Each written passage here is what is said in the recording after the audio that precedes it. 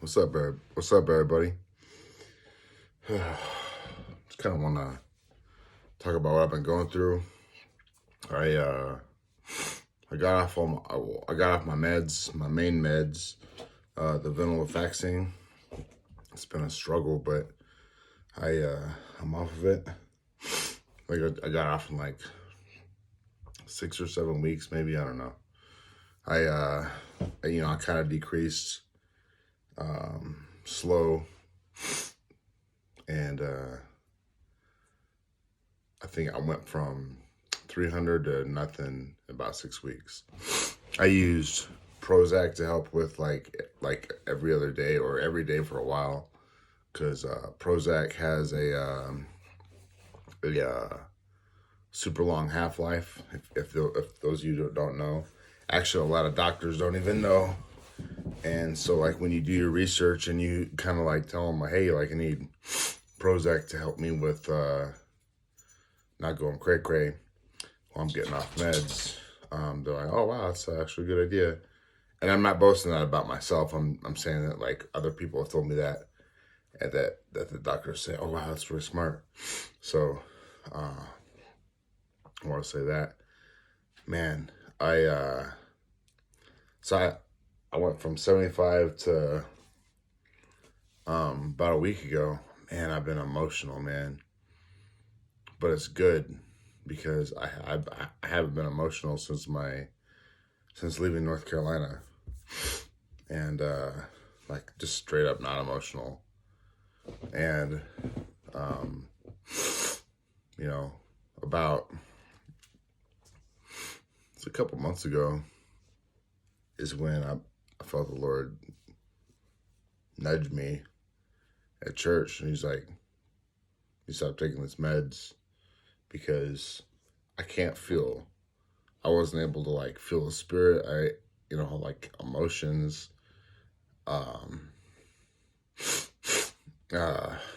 people be like singing in church. I'm sitting there like, and so, I don't like being this emotional now, but it's showing me some good things that God's working on my life. Like shout out to my buddy Dave, man. My I'm working on my business right now. Kayak rental business. I over the last year or so I bought inventory, kayaks and paddles and life jackets and all that kind of stuff. And I have my truck now, I have the trailer, I have everything, and the last part has always been, I sent out flyers, but I want to look a little bit better and look more professional. And man, God knows I've been every day I wake up and I'm like, all right, I gotta do the business cards, I gotta do this, I gotta do that, I gotta do the website, this and that. But any of my friends know me personally, I'm not a caveman. I just get stressed so fast, like about like the simplest things. Like a bomb could go off and people could attack. I'd be more susceptible to that than something go wrong on the computer. I'm just like, just want to rip the freaking, I just want to, rip the computer in half, which would, I've done it in the past, not rip a computer in half, but like, throw your phone and stuff like that. Then you realize like, oh, that's another $400. Back then, now it's like $1,000 for a phone. And then you got to do all this process again. And then, so that's kind of been my worry, or not my worry, like what I'm trying to pinpoint is when I getting off these meds, and like, don't get me wrong, like I know I need to take something, like not like as like an idol or something like that, but like just because my brain is, I don't say it's fried, but like I have traumatic brain injuries and stuff like that, and So I know I need to take stuff, but I don't want to be on the pharmaceutical train for the rest of my life. Um, at least what I was taking. Right now I'm taking a lot of L-tryptophan, um, which helps with serotonin and stuff that helps with dopamine too. For the past like past about like 4 or 5 days, I've been taking Wellbutrin. I know I just said that that's like the pharmaceutical train, but I have, excuse me, I have an appointment on the 6th with my my no, doctor. I forgot whenever the doctor that prescribes medicine for psychology stuff, but I bounce stuff off of him, and I bounce stuff off of the naturopathic doctor that I go to, because I want to know like you ever think about like, if you look at like this, right? I'm not gonna show you what it is, but you like look at it and say, oh, but what's in there? Like what was it initially made of that made it into, now there's chemicals or whatever, but like all medicine started with like plants and stuff like that. And, like I'm sure everybody in their mind that has gone through all this process is like, well, Dub, that these are so much stronger than plants and stuff like that. But like, I'm more interested now in like figuring out what I'm missing, medically, or minerals and stuff like that, to help heal me rather than cope. Now, like I said, I know that like brain damage and stuff like that, and traumatic brain injury and all that kind of stuff, like there are some things I'm gonna need to do for the rest of my life, and I get that. And Lord God, please give me the serenity to not, what's it say, like change the things I can't, because man, that gets to me. But so I'm working on that. Yeah, so like it's weird, like going from, I want to say about a year and a half to like no emotions, just bam, emotional. I'm like, oh my gosh, dude, like, I know it's good, and I'm trying to be like positive. Like this morning, like I was doing some dishes, trying to be positive. My buddy, my dog, woke me up at 4 a.m, and I'm like, this right here is the reason why I don't let you sleep in the bed with me, because I'm like, I went to sleep last night like, I don't know, 10 or 11. And I'm like, man, I'm so tired. And I wake up and I'm like, you little turd, So, but I know for me, like I'll wake up and I know I'm not going back to sleep. I know it ain't gonna happen. It's fine.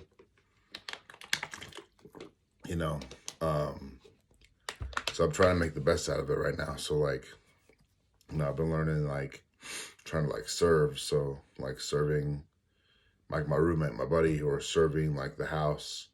So I'll try to clean and try to be busy. Do stuff like that. My mind's all over the place right now, but oh yeah, sleep and stuff. Yeah. So also, I don't know if I have COVID or not, but like I've been sick for like a week and a half, almost 2 weeks straight. Like it's better now, but like the more that I work out, the more chest congestion I get and stuff like that. I gotta take all these meds, but my gosh, for those who know me the most, I can't sit at the house. I can't. Like I don't care if I have $0 in the bank, if I have nothing, I have no gas, I will like find something to do, because I hate sitting here, So whether it's like, like, and if you're in that situation too, like, you're having a bad PTSD day or whatever, and you just want to like lay down, and sometimes that's good, but sometimes, but hey, just rearrange your tools. I spent like an hour and a half yesterday or a couple days ago just rearranging all the stuff in my tackle box. Like a lot of times, like I'll leave, for those fishermen and fisherwomen that watch this, um, you know, on the like on a jig on a lure, you'll cut it and just throw it in the tackle box and then put something else on. So I was about, you know what? So took a lighter and just like took off all the I want to say rope fishing line. Excuse me. Took off all the fishing line and scraped it off and just put it back in a nice little organized spot, because ain't no fisherman or fisherwoman want to get out there and be like, oh, and I gotta tie this while I'm standing here in the river, this and that. So that was something nice. And then yesterday I detailed my car, used some Armor All and stuff like that. What was I gonna say? Put some stuff online. Trying to like declutter and downsize and get stuff that I can sell and just get it out, because like I don't be overwhelmed. So anyways, back to, I know anybody that watches my videos know I have ADD bad, because I bounce all over the place when I talk. And some people say ADD, some people say ADHD. Well, I don't know which one that is, but whatever I have is whatever I've got. But to even saying that, I'm forgetting what I'm gonna say. But yeah, man, God has been working so much about, I've been on meds for so long, and I have never done any real therapy for my divorce. And I tried, but I don't know. It's only been a year and a half, almost 2 years, and I still feel like that's too soon to even like mention her name and talk about stuff. And I'm like, man, I think the hardest thing about divorce, whether you left on good terms or not, which we did, I think, it was what it was. But it wasn't nasty, which was nice. I've heard so many horror stories about like, if you have kids and like this person's like, I want this, I want that. And we weren't like that. We just split everything right down the middle, which was fantastic. I thought that was pretty awesome, because I've talked to so many people that haven't had it that way. And I'm like, man, it sucks. Sucks. But anyways, I've been listening to this book, and dang, man, it is just ripping my heartstrings. It's called Love and Respect. I don't remember who the author is. It was a total God thing, man. Like I probably dated like 3 or 4 women this past like year or whatever, like 6 months. I don't know what and I'm realizing now that like I am not emotionally available. Like 100%, I am not emotionally available. I think I am, and I try, and then something happens, or the people I talk to, they'll say something, and it's not them, but I'm just like, ugh. Like, say you're like talking to somebody and they mention like, oh yeah, like I like this and that, and I know it's not really that's not very specific, but it just reminds me of, I was married for 9 years, together for 10, and now I'm by myself, and I'm like, I really don't want to go through this again, but then at the same time being lonely, that's the catch-22. Then, as a believer, I don't want to just go around and like hook up with girls, because that's just gonna get me so far left field of, that might be, you know, you think about lust and you think about sex, and people say, oh, it's just sex, this and that, don't have to be no this and that. I'm like, nah, man, because like there is such a spiritual and emotional component to sex and sexual intimacy. It's it's only reserved for like, I think the reason, like, people say, oh man, guys always like, you better not have sex before marriage and this and that, and fornication and stuff. I can 100% tell you the reason why he does that. It's not because he's up there shaking his finger at you. It's because he knows what it does to your heart. When you have had your heart broken, you break up with like a boyfriend or girlfriend, and that sucks. But if you have truly had your heart broken,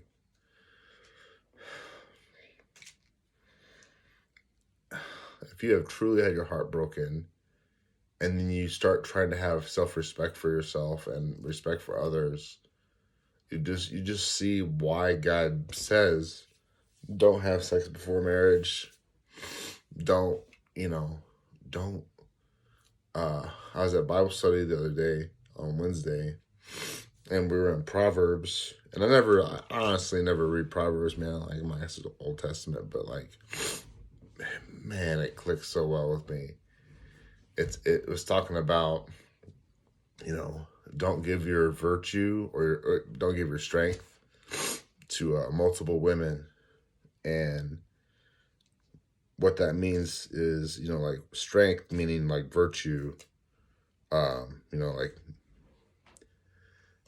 trying to like find the right woman and this and that, man. I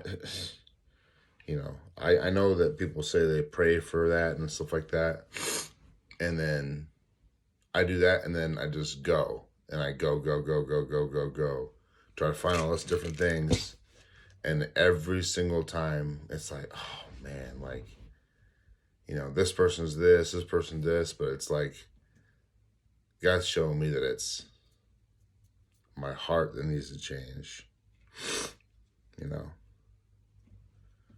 and I have, the human Marine Corps spirit of trying to just, hey, something's wrong, fix it. I don't care what it is. I don't care if it breaks my legs, if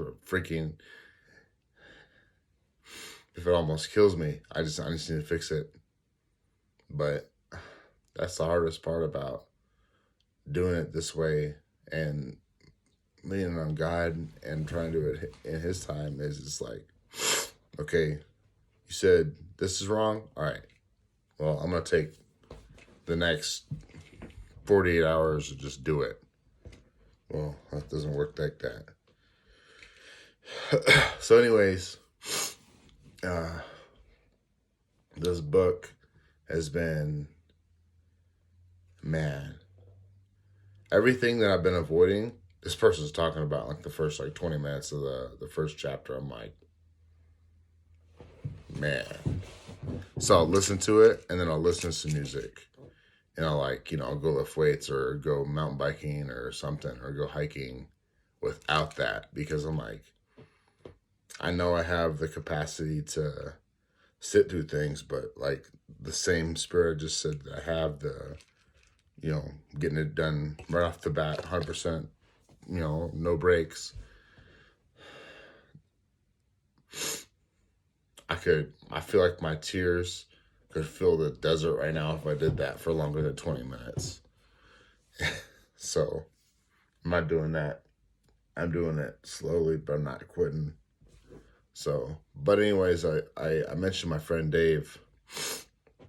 He, man, we sat here on my computer, and He helped me like build he did everything really. I just kind of just like proofread it, really proofread it, and the people that God has put in my life, and the more that I'm understanding, my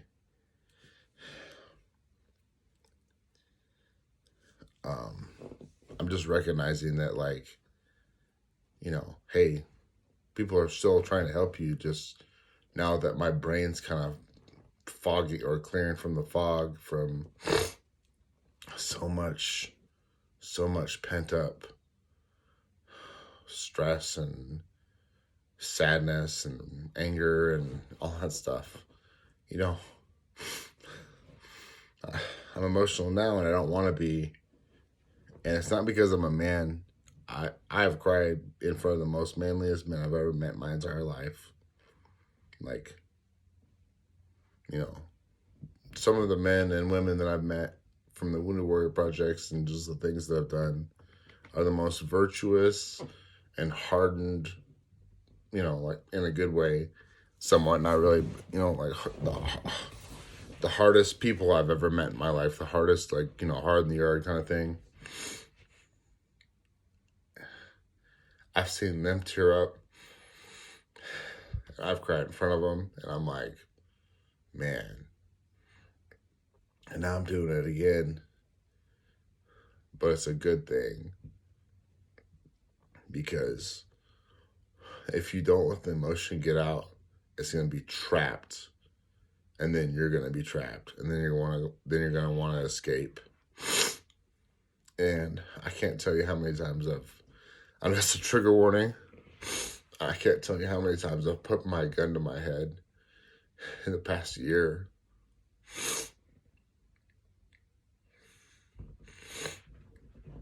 But now I think about it, and I'm like, thank you, God, that I didn't do that. Thank you, God, for being with me in that moment. When the devil's sitting there just grilling you, and I'm just like, no, because, like I said, we have all this pent up stress and everything. We don't deal with it.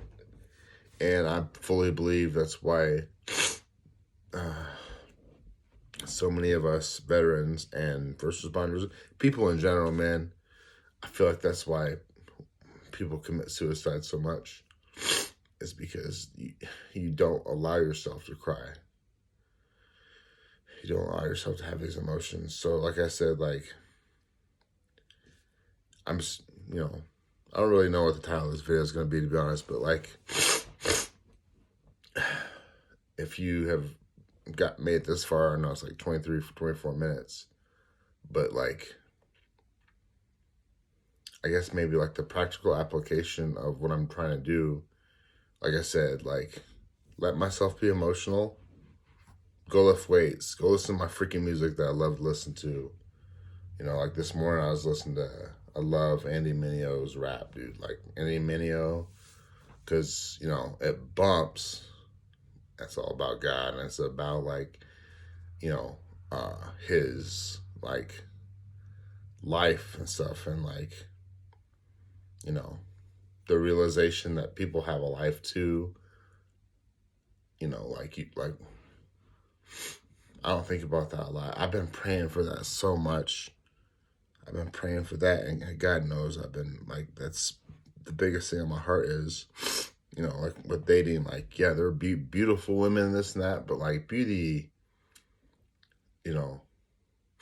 used to be, I don't want to do the things that I used to do, when I wasn't a believer, because I got a new heart now, and I know I'm gonna be attracted to certain women and certain things, but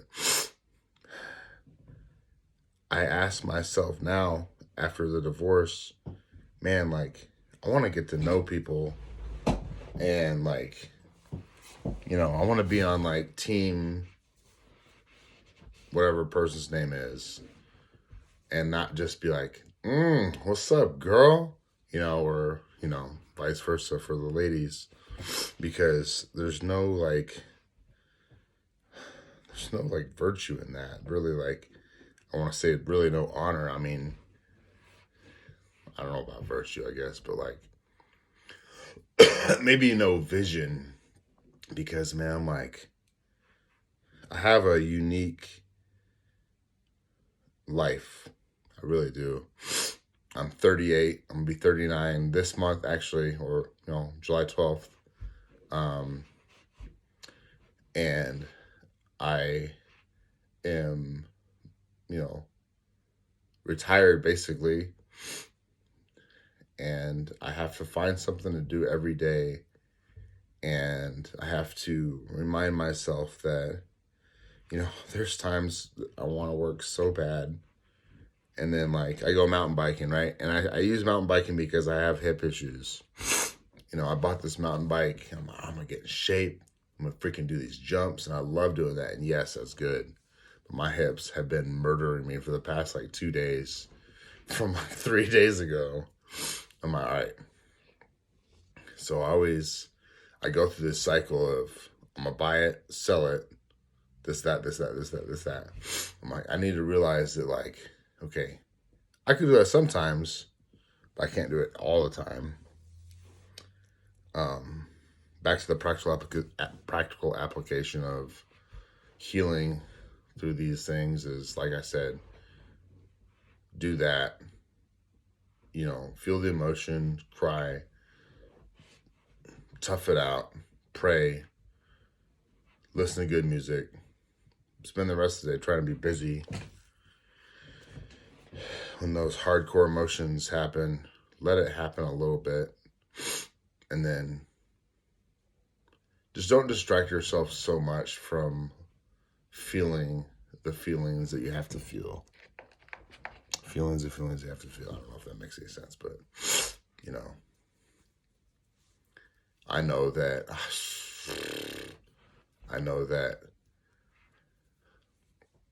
the more you ignore something that hurts your heart, the harder it's going to be later. And I absolutely say that not to discourage anyone from, digging down to those rocks. But just know that, just recognize that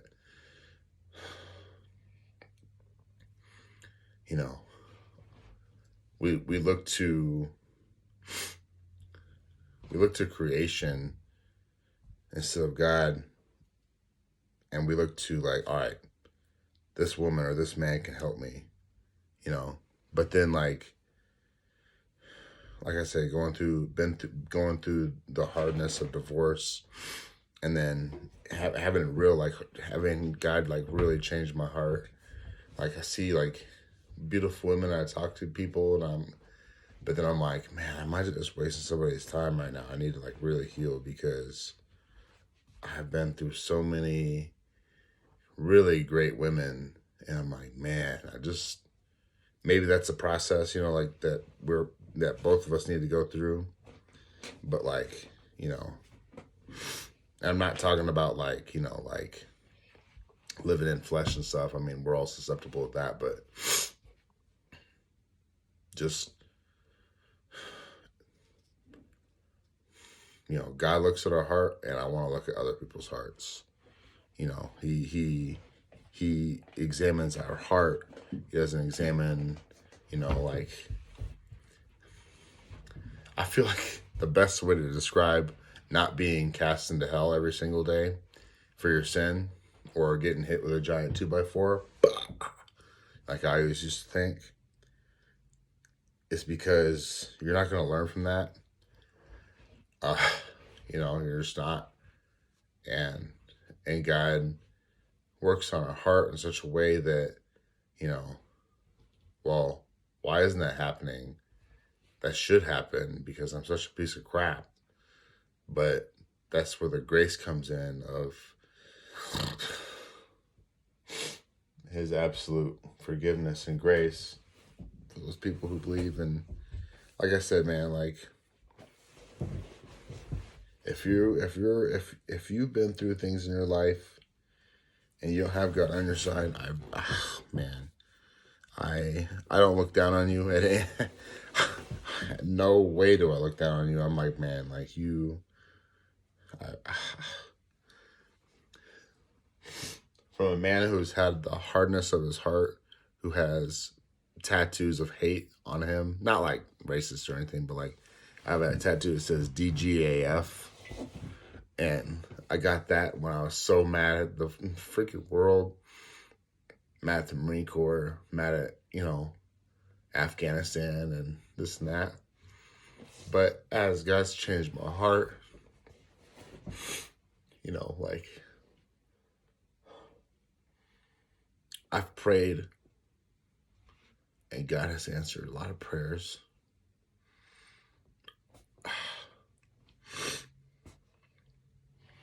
Kind of going through it right now, but I think one of the most incredible testimonies I've ever heard in my entire life, for me personally, in the New Testament, Jesus says, pray for your enemies, pray for those who persecute you and use you, right? So I started praying for the Taliban, ISIS, the people I just absolutely wanted nothing to do with in life, and that I've been trained to hate and kill and just put so much hatred towards. I started praying for him. I heard this testimony of an ISIS fighter that found that Jesus, like, pay attention to me. That Jesus, no one comes to the Father except through the Spirit, right? And so that's an answered prayer, and that will never happen. That would have never been able to happen, humanly speaking, if you don't have God in your life. Because why would you pray for somebody who's trying to kill you or blow you up or cut your head off or shoot you or whatever, whatever you've been through,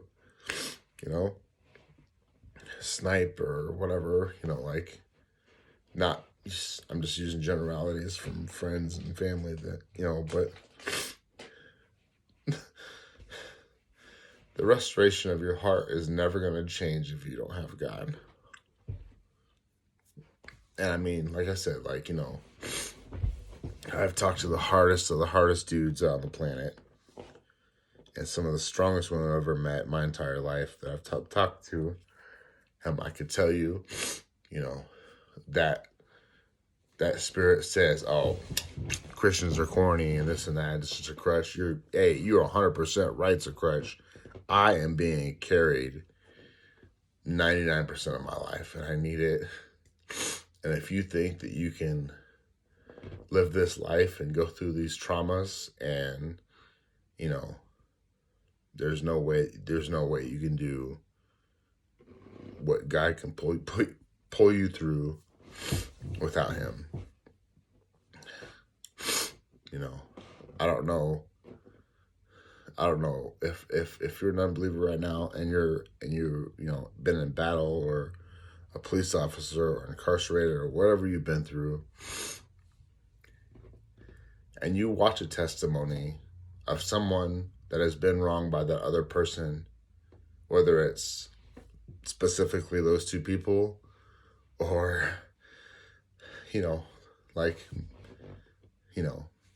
me being in Afghanistan and IED stuff happening, and then me wondering why I survive and I get hit or this or that, because I'm such a piece of crap in my life. And why did those guys, why do survivor's guilt has been my biggest thing. Why not me? Because I feel like punishing myself constantly. Why not me? And so, like, if you think about it, Jesus saying, pray for your enemies, right? We have been enemies of God before. And for him to forgive me, save me, and change my heart about that,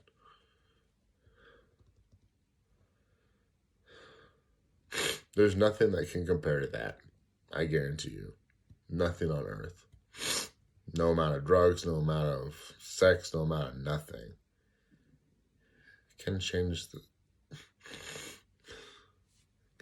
the way that a testimony of something you've prayed for specifically that happened, someone you've hated, you've wanted to kill, and you wanted to see get killed, and then you pray for that person, and you realize the amount of emotional baggage you've been carrying because of that. There's no way to describe it other than God.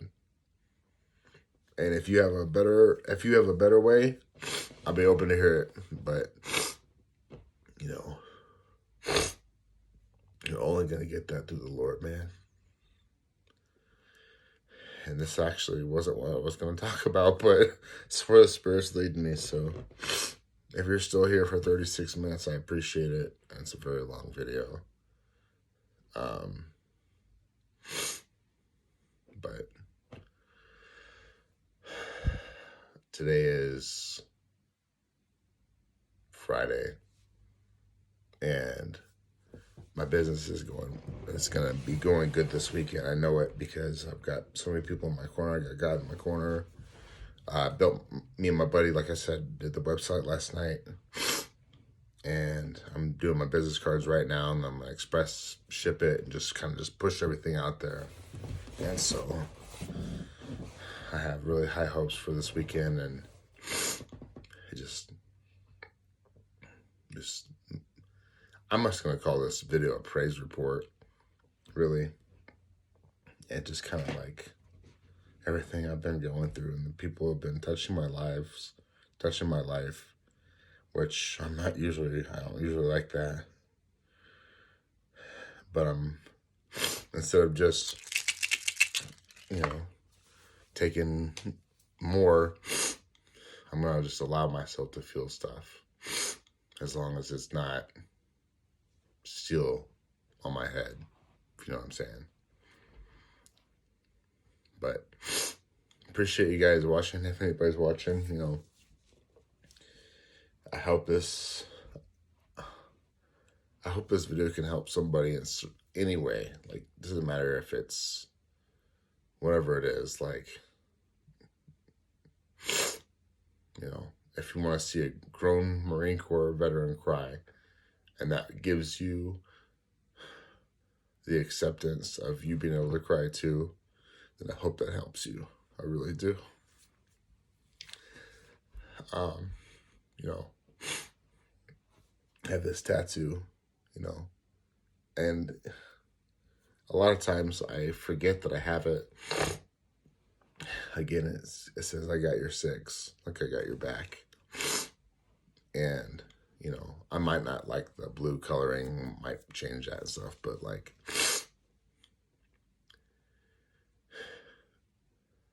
a lot of times we forget to remember that other people go through stuff too. Especially while driving, because I hate people that drive bad. But that's where God's really working on me, is like, I'm going to use it as a joke, because we could be the most courteous people on earth. And then you get in the car, it's like, yo, so start there. But I appreciate you guys. Like I said, I hope this helps anybody, man. I hope this helps.